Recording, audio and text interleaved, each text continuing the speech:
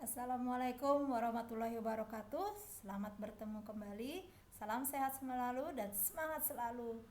Uh, Pada pertemuan kali ini kita akan membahas bagian sub yang kedua, bab 2, yaitu peran lembaga penegak hukum dalam menjamin keadilan dan kedamaian. Siapa saja sih lembaga penegak hukum? Di antaranya nanti kita akan membahas kepolisian, kejaksaan, hakim, advokat, dan satu lagi ada yang namanya KPK. Tujuan pembelajaran yaitu satu, pentingnya dibentuk lembaga penegak hukum, macam-macam lembaga penegak hukum, tugas dari masing lembaga penegak hukum, dan contoh kasus-kasus yang diselesaikan di lembaga penegak hukum tersebut. Siapa sih lembaga penegak hukum? Yaitu dalam hal ini lembaga yang dibentuk oleh pemerintah untuk saling bekerja sama dalam menegakkan hukum, memberikan kepastian hukum dan pelayanan publik yang berkualitas. Yang pertama kita bahas adalah Kepolisian Republik Indonesia, dilandasi dengan Undang-Undang Nomor 2 Tahun 2002 Pasal 13. Tugasnya adalah memelihara keamanan dan ketertiban masyarakat, menegakkan hukum, memberikan perlindungan, pengayoman, dan perlindungan kepada masyarakat.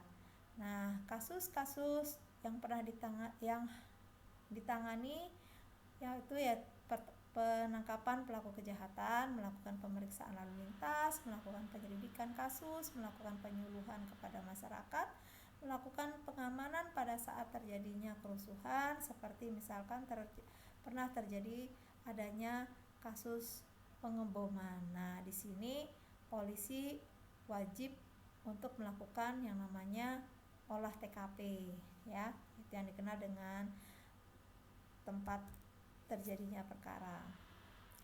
Yang kedua, Kejaksaan RI. Kejaksaan RI diatur dengan Undang-Undang Nomor 16 Tahun 2004 dalam Pasal 30. Tugas kejaksaan dalam hal ini melakukan penuntutan, melaksanakan putusan hakim, serta melakukan pengawasan terhadap putusan pidana tersebut.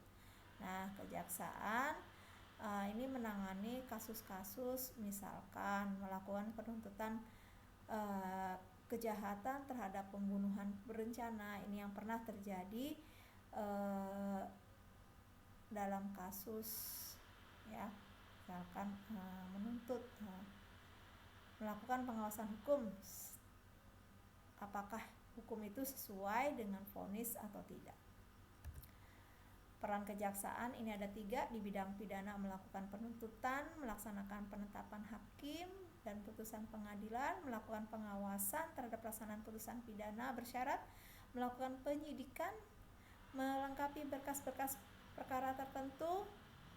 Di bidang perdata, kejaksaan dengan kuasa hukum dapat bertindak baik di dalam maupun di luar pengadilan untuk dan atas nama negara atau pemerintah. Di dalam bidang ketertiban dan ketentraman umum, kejaksaan turut menyelenggarakan kegiatan peningkatan kesadaran hukum masyarakat, pengamanan kebijakan penegakan hukum, pengawasan peredaran barang cetakan, pengawasan aliran kepercayaan yang dapat membahayakan masyarakat dan negara, mencegah penyalahgunaan atau penodaan agama, serta melakukan penelitian dan pengembangan hukum secara statistik kriminal. Berikutnya adalah hakim. Dasar hukum pasal 27 ayat 1 UUD 1945, Undang-Undang Nomor 48 Tahun 2009. Tugasnya adalah menerima, memeriksa, dan memutuskan perkara hukum atas dasar bebas, jujur, dan tidak memihak. Nah, contoh kasus yang ditangani oleh hakim, misalkan hakim menjatuhkan vonis selama 20 tahun penjara terhadap kasus Jessica, ya, yang terlibat dalam kasus pembunuhan berencana terhadap Mirna Salihin.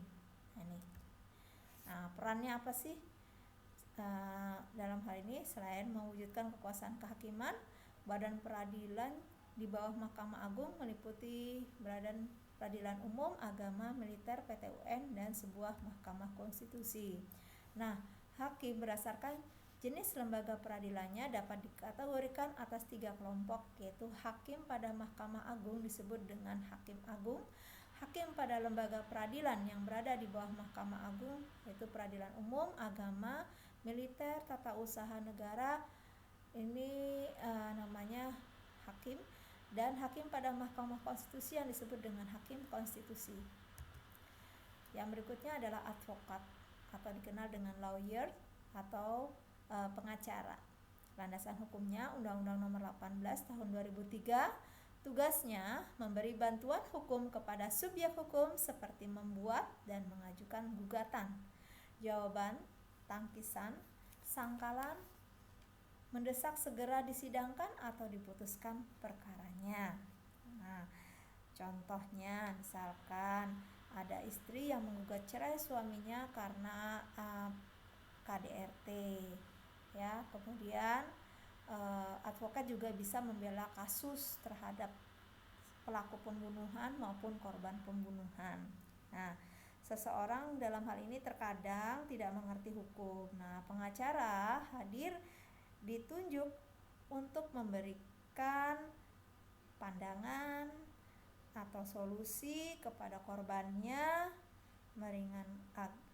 untuk meringankan hukumnya, ya, kepada pelakunya atau melakukan penuntutan, ya. Ini advokat. Yang berikutnya adalah KPK. Undang-undangnya diatur dalam Undang-Undang Nomor 30 Tahun 2002. Tugasnya melakukan pemberantasan korupsi, melakukan penyelidikan, penyidikan, penuntutan tindak pidana korupsi, dan melakukan pencegahan tindak pidana korupsi. Kasus yang ditangani yaitu melakukan penggeledahan terhadap lembaga yang yang diperkirakan melakukan tindak pidana korupsi. Juga bisa melakukan penangkapan terhadap orang yang diduga melakukan tindakan korupsi atau yang dikenal dengan OTT, ya, operasi tangkap tangan. Ya. Ini contohnya. Oke, dalam menjalankan tugasnya KPK ini didasari oleh 5 azas, yaitu azas kepastian hukum, mengutamakan undang-undang. Yang kedua, keterbukaan, artinya membuka diri terhadap masyarakat untuk memperoleh informasi yang benar, jujur, tidak diskriminatif. Kemudian azas akuntabilitas, azas yang menentukan bahwa setiap kegiatan dan hasil akhir kegiatan KPK harus bisa dipertanggungjawabkan kepada masyarakat. Yang kelima, kepentingan umum, yaitu KPK dalam hal ini mendahulukan kesejahteraan umum dengan cara aspiratif, akomodatif, dan selektif. Yang kelima, proporsionalitas, artinya azas yang mengutamakan keseimbangan antara tugas, wewenang, tanggung jawab, dan kewajiban KPK. Oke, demikianlah pembahasan tentang lembaga-lembaga penegak hukum di Indonesia. Dan untuk lebih memperdalam lagi, ini ada 2 pertanyaan, ya, mohon dijawab, yaitu bagaimanakah upaya pemerintah dalam mengatasi lembaga penegak hukum yang melakukan tindakan korupsi.